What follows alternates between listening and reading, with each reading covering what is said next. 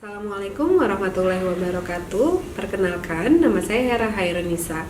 Saya merupakan dosen tetap pada program studi Sarjana Terapan Akuntansi Sektor Publik Fakultas Ekonomi Universitas Negeri Jakarta. Mata kuliah yang sering saya ampu adalah pemeriksaan akuntansi dari saya masuk atau join di Universitas Negeri Jakarta. Saat ini saya akan menjelaskan terkait dengan rencana pembelajaran semester pada mata kuliah pemeriksaan akuntansi 2. Pemeriksaan akuntansi 2 adalah mata kuliah yang ada di program studi S1 Akuntansi FEUNJ dengan bobot 3 SKS dan dilaksanakan di semester ganjil.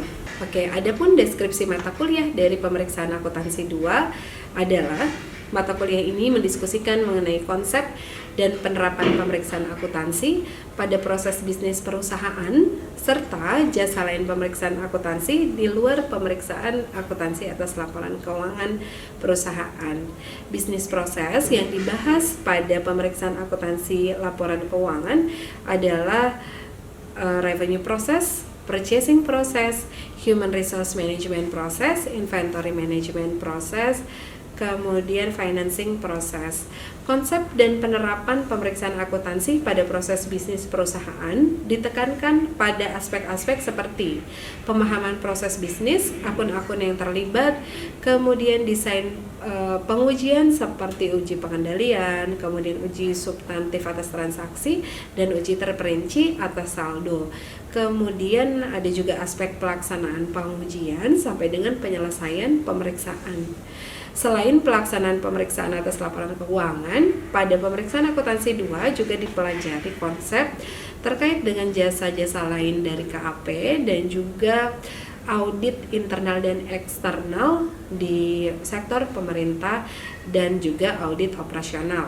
Adapun capaian pembelajaran lulusan yang dibebankan dalam mata kuliah pemeriksaan akuntansi 2 ada 4 ranah. Ranah pertama adalah sikap, yaitu sikap butir 11 menunjukkan sikap dan perilaku yang sesuai dengan etika profesi akuntan.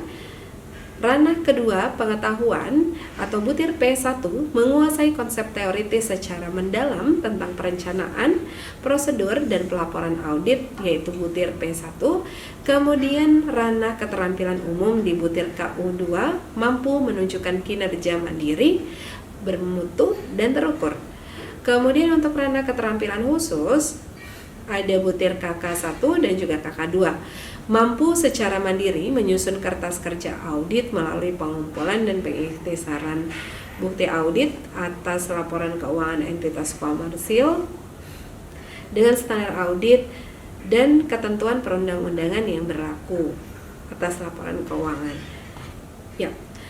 Masuk kepada bahan kajian atau pokok bahasan. Untuk pokok bahasan di sini ada beberapa pokok bahasan seperti yang pertama penyegaran materi, keseluruhan strategi audit atas laporan keuangan, yang kedua audit siklus pendapatan dan penerimaan kas, uji pengendalian dan uji substantif transaksi, yang ketiga penentuan sampel non statistik dalam pengujian pengendalian dan pengujian substantif atas transaksi, yang keempat penyelesaian pengujian pada siklus pendapatan dan penerimaan kas, yang kelima audit atas siklus penggajian dan personalia, yang keenam audit atas siklus persediaan dan pergudangan, yang ketujuh audit atas siklus perolehan modal dan pembayaran, yang kedelapan audit atas saldo kas dan instrumen keuangan, yang kesembilan menyelesaikan perikatan, yang kesepuluh jasa-jasa lain di kantor akuntan publik, yang kesebelas audit pemerintah eksternal dan audit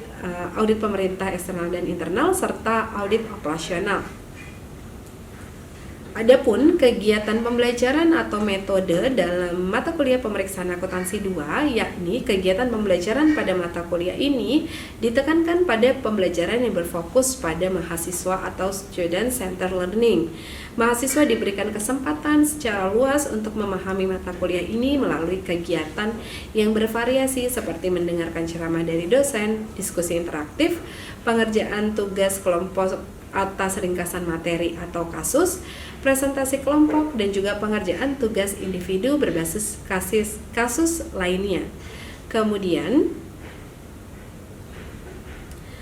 adapun langkah-langkah pembelajaran pada mata kuliah pemeriksaan akuntansi 2 seperti pembukaan kelas oleh dosen, penyegaran materi atau ceramah oleh dosen, presentasi kelompok, diskusi interaktif, pembahasan penugasan selanjutnya, dan penutupan kelas. Oke, kemudian masuk kepada media pembelajaran. Media pembelajaran di sini yaitu ada perangkat keras dan juga ada perangkat lunak. Untuk perangkat keras ada proyektor, komputer, televisi, papan tulis, dan perangkat lunak terdapat beberapa aplikasi seperti Zoom, Microsoft Office, dan Google Classroom. Kemudian tagihan daripada mata kuliah pemeriksaan akuntansi 2 yaitu tugas pembuatan laporan kelompok yang berisi ringkasan materi dan soal-soal terkait materi yang relevan. Kemudian presentasi atas laporan kelompok yang telah dibuat pada poin A. Kemudian ada juga tugas individu atas analisis kasus audit, bisa bersumber dari berita, bisa juga bersumber dari artikel ilmiah yang nantinya akan disintesiskan dengan SPAP, yaitu Standar Profesional Akuntan Publik, yang memang relevan dengan topik yang ada. Kemudian yang terakhir adalah tugas individu. Tugas individunya adalah terkait penyusunan kertas kerja dengan berbantuan Microsoft Excel. Karena di pemeriksaan akuntansi 2 ini merupakan mata kuliah lanjutan daripada pemeriksaan akuntansi 1. Jadi pemeriksaan akuntansi 2 mahasiswa lebih dititik beratkan kepada pemahaman prosedur dan penerapan prosedur audit, sehingga penugasannya pun diarahkan juga ke pembuatan kertas kerja oleh mahasiswa. Seperti itu. Oke, kemudian komponen penilaian. Adapun komponen penilaian seperti yang pertama, rata-rata tugas berbasis kasus 1 20%.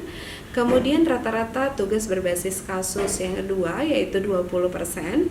Itu nanti rata-rata tugas berbasis kasus pertama itu ada di paruh pertama yaitu sebelum UTS, dan rata-rata tugas berbasis kasus 2 itu ada di setelah UTS. Kemudian ada juga komposisi UTS 25%, ujian akhir semester 25%, dan partisipasi di sini ada 10%.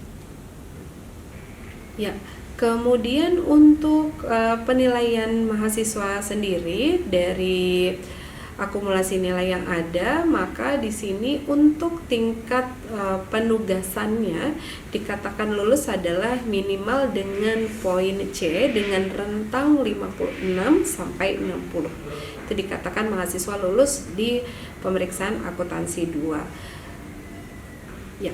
Baik, untuk referensi yang digunakan pada mata kuliah pada pemeriksaan akuntansi 2 ini adalah yang pertama, buku Auditing dan Assurance Service An Integrated Approach dari Ahrens, Elder, Paisley, dan Hogan, edisi ke-16 tahun 2017. Kemudian di sini ada juga SPAP dari Institut Akuntan Publik Indonesia, kemudian ada dari Sukrisno Agus, Auditing Petunjuk Praktis Pemeriksaan Akuntan oleh Akuntan Publik edisi 5 tahun 2017. Ada pula berbagai artikel yang juga diterbitkan oleh dosen pengampu, yaitu saya sendiri, yaitu yang pertama adalah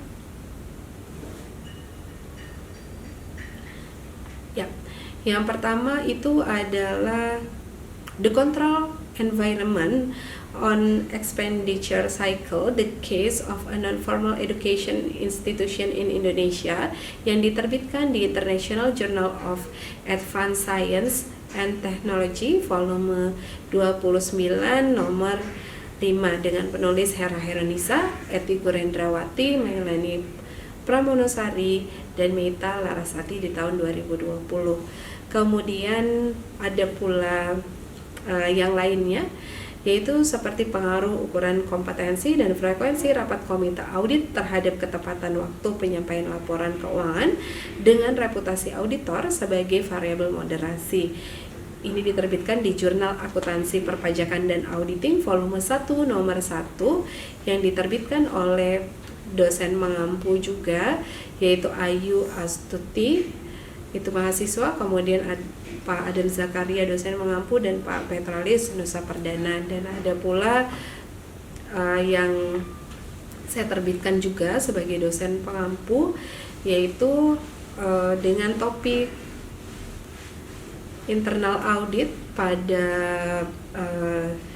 digital finance zakat, yaitu di tahun 2018 yang diterbitkan di The Second International Conference of Zakat atau ICANS di tahun 2018, yaitu dengan penulis Mulyaning Bulan, Hera Hairunisa, dan Every Syamsul Bahri. Baik, sekian video pengantar dari saya. Selanjutnya saya akan melakukan contoh pembelajaran pada mata kuliah pemeriksaan akuntansi 2. Terima kasih. Oke, bisa kita mulai kelasnya? Saya mulai kelasnya. Assalamualaikum warahmatullahi wabarakatuh. Waalaikumsalam warahmatullahi wabarakatuh. Ya, selamat siang teman-teman semuanya, teman-teman peserta kelas di mata kuliah pemeriksaan akuntansi 2 ya. Oke, nah sebelum kita masuk ke materi pekan kedua, baiknya kita awali dengan berdoa ya. Yusuf, boleh pimpin doanya, Yusuf? Baik teman-teman semuanya, sebelum kita memulai kegiatan belajar kita pada hari ini, marilah kita membaca doa terlebih dahulu menurut agama dan kepercayaan masing-masing. Berdoa dimulai.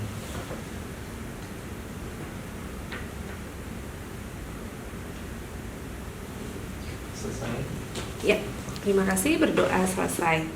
Oke, nah teman-teman, sekarang kita masuk ke pekan kedua ya, mata kuliah pemeriksaan akuntansi kedua, di mana pekan lalu kita sudah membahas terkait dengan kontrak perkuliahan dan juga ada semacam refreshment ya terkait dengan materi di pemeriksaan akuntansi 1 atau audit 1.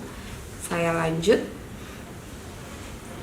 Oke, untuk capaian mata kuliah dan juga sub capaian mata kuliah atau sub CPMK yang dibebankan pada mata kuliah pemeriksaan akuntansi 2 yang ada di pekan ini, yaitu yang pertama, mahasiswa mampu menguraikan dan menerapkan desain pelaksanaan atau pengujian dan penyelesaian audit sesuai dengan standar audit atau standar lain yang relevan pada siklus revenue, purchasing, human resource management, inventory and warehousing, dan shares acquisition and financing.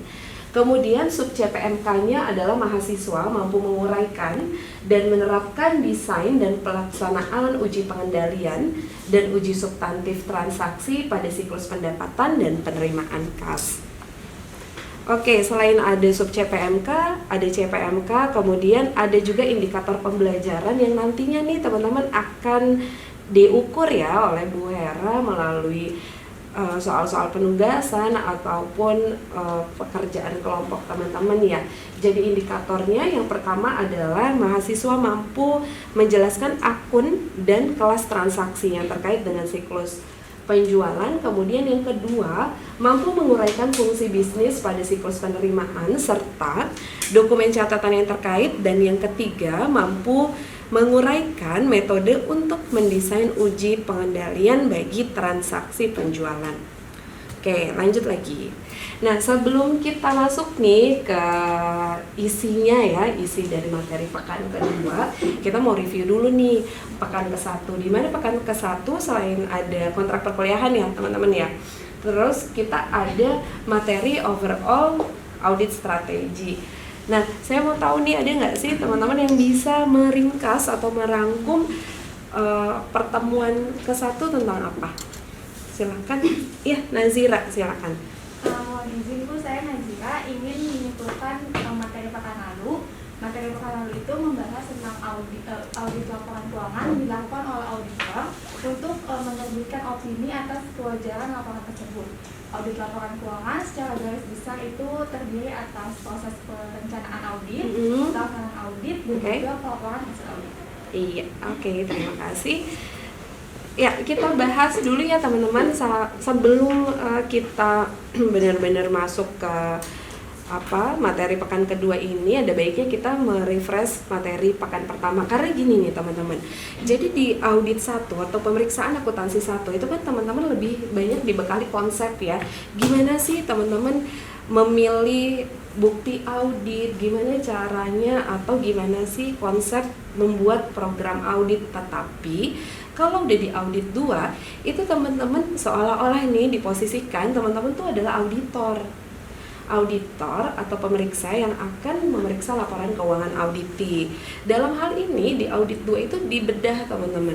Dibedah artinya teman-teman akan satu persatu atau pertemuan per pertemuan kayak seolah-olah ngaudit ya. Kalau ngaudit di penjualan kayak apa sih? Kalau ngaudit di pembelian inventory kayak apa sih? Kalau ngaudit payrollnya perusahaan kayak apa? Sampai akhirnya teman-teman tadi seperti Nazira bilang akan mengeluarkan apa auditor? Opini audit atas kewajaran dari laporan keuangan. Jadi teman-teman harus bisa membedakan. Di sini posisi auditor itu independen, netral. Kalau auditi itu justru yang bikin laporan keuangannya, orang akuntannya nih ibaratnya kalau auditi. Kalau auditor itu kalau auditor eksternal ya betul-betul di luar auditi, di luar perusahaan gitu, baik di perusahaan swasta ataupun sektor pemerintah juga ada ya teman-teman auditor eksternalnya seperti itu. Oke. Nah tadi Nazira bicara ada perencanaan ya, ada perencanaan, ada pelaksanaan dan lain-lain. Saya juga mau refresh sedikit. Jadi secara garis besar kalau kita menggunakan teorinya Ahrens, fase-fase audit yang pertama itu adalah fase apa? Bisa dibaca nggak? Plan and design ya. Jadi ternyata mungkin teman-teman mudahnya pada saat organisasi ya. Teman-teman ikut organisasi nggak? Iya. Ikut. Kayaknya Nazira banyak ya organisasinya. Atau siapa? Mailani mungkin ya banyak. Intinya adalah pokoknya kayaknya semua fase diawali dengan perencanaan ya. Iya. Begitupun dengan suatu audit dimulai dengan perencanaan. Di sini ada fase plan and design audit approach. Artinya adalah yang pertama auditor tuh pasti nerima klien. Ini posisinya auditor eksternal ya teman-teman ya, KAP gitu, yang ada di kantor akuntan publik. Yang perform preliminary analytical procedures. Nah teman-teman masih ingat nggak yang kemarin sedikit ya, kayaknya saya sudah bahas sedikit aja terkait apa tuh analytical procedure ya, atau prosedur analitis. Jadi prosedur analitis teman-teman di sini lihat bahwa tujuannya adalah dilakukan prosedur analitis. Jadi auditor tuh mau tahu bukti teman-teman. Artinya auditor punya bukti bahwa kenaikan atau penurunan dari satu akun tuh berapa sih? Karena gini teman-teman, ini ternyata hal seperti ini ya, kita tahu naik turunnya satu akun itu buat auditor tuh bisa mendeteksi adanya kecurangan, adanya kesalahan. Nangkep nggak logikanya? Karena kalau secara akuntansi yang namanya jurnal berpasangan nggak sih? Berpasangan, double entry ya. Kalau misalkan penjualan berarti apa? Cash gitu ya, pada sales. Kalau perpetual berarti apa lagi jurnalnya? CLGS pada salesnya naik 30% di hitungan, COGS-nya justru turun. Nah, seperti inilah tujuan membuat analytical review procedure ini sebetulnya kan untuk melihat kesesuaian ya, logis apa enggak sih satu akun ini. Jangan-jangan ada beberapa jurnal entry yang ternyata salah rumah, ya kan? Makanya auditor penting banget melakukan yang namanya analytical procedure seperti ini, atau ada juga yang menyebutnya analytical review procedure yang dilakukan pada saat awal dan akhir. Caranya gimana? Kayak itu biasa kok, kayak mencari tren biasa. Naik turunnya berarti saldo tahun ini berapa? 200 ya kalau buat cash. 200 dikurangi saldo tahun lalu dibagi saldo tahun lalu. Nah, ini berapa persen kenaikannya? Nah, kemudian ini kalau inventory berapa? Berarti 70 ya. $70 dikurang berapa? 50 dibagi dengan 50. Nanti masing-masing khususnya akun yang signifikan akan teman-teman buat di kertas kerja seperti ini, nanti akan dilihat kewajarannya ya. Seperti itu. Oke. Masih banyak ya teman-teman. Terus kemudian ada identifikasi risiko terkait dengan kecurangan dan juga kesalahan. Terus ada mengakses risiko bawaan. Inherent risk itu adalah risiko bawaan, risiko yang melekat.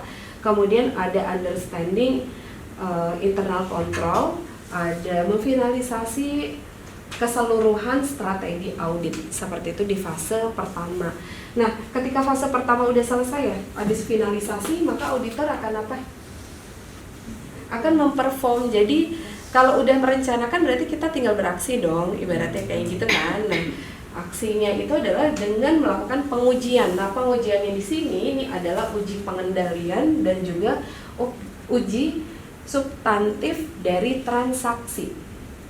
Seperti itu. Nah,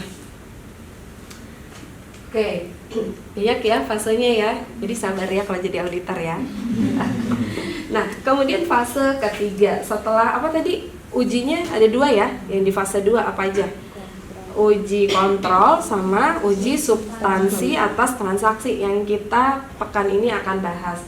Nah, fase ketiga selain itu auditor juga akan melakukan uji atau memperform substantive analytical procedures yang tadi Ibu sudah sampaikan ya. Jadi analytical procedure ini bisa dilakukan di awal dan juga di akhir.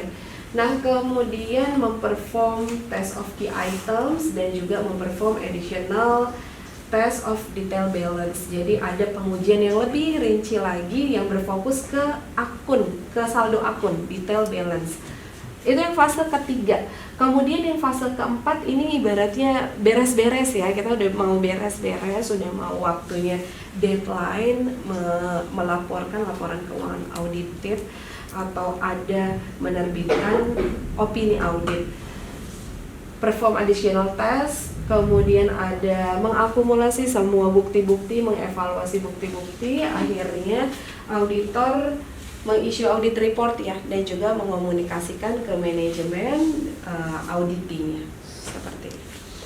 Oke, untuk refreshmentnya saya rasa cukup. Ada pertanyaan atau bisa saya lanjut dulu teman-teman? Bisa dilanjut. Berbagai hal, misalkan apakah customer credit approved by responsible official? Misalkan iya, berarti jawabannya yes. Kayak gitu. Jadi betul-betul ini ditanyakan. Mungkin pertanyaan ini, apakah ini Bu boleh dikirimkan saja lewat email terus kemudian dijawab? Tapi baiknya teman-teman, ini adalah ditanyakan secara langsung. Apalagi sekarang kita sudah statusnya masih pandemi nggak sih? Enggak ya? Sudah tidak ya. Jadi lebih baik nanti kalau teman-teman ngaudit, jadi auditor, ada nggak sih cita-cita jadi auditor? Oh, nggak ada. Ini sepi. Berat juga ada. Berat. Hanya rindu yang berat, enggak ya? Enggak kok. Insya Allah bisa lah. Nah, jadi apa tadi bisa ditanyakan langsung.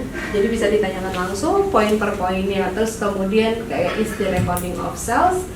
Apakah sales yang direcord itu disupport dengan apa? Otorisasi ya, dengan dokumen yang sudah diautorisasi. Ternyata jawabannya iya. Seperti itu. Ini kan kegambar ya, kalau teman-teman menanyakan langsung secara secara terdokumentasi. Soalnya beda dengan teman-teman melakukan pertanyaan secara spontan. Benar nggak sih? Kalau ini kan sebetulnya ya melakukan wawancara juga, mengisi kuesioner juga, tapi kan secara terstruktur, kayak gitu dan terdokumentasi. Ini adalah internal control questionnaire. Oke, ini adalah tujuan auditnya. Nanti mungkin untuk siklus ini memang tidak di satu pertemuan ya teman-teman. Tapi sebelum kita akhiri, ini ada beberapa tujuan audit. Tadi ingat kalau kita mau milih prosedur, berarti teman-teman harus tahu tujuan kita, tujuan auditor yang mau dicapai apa, gitu kan? Oke. Yang pertama occurrence. Occurrence yang pertama berarti apa? Sales yang direcord adalah untuk customer yang betul-betul ada atau non-fiktif. Itu adalah keterjadian atau occurrence. Yang kedua, tujuannya adalah memastikan kelengkapan atau completeness. Jadi sales transaksi yang ada betul-betul semuanya tercatat, terreport. Kemudian yang ketiga, apalagi? Accuracy, keakuratan. Recorded sales adalah atas jumlah yang tepat ya.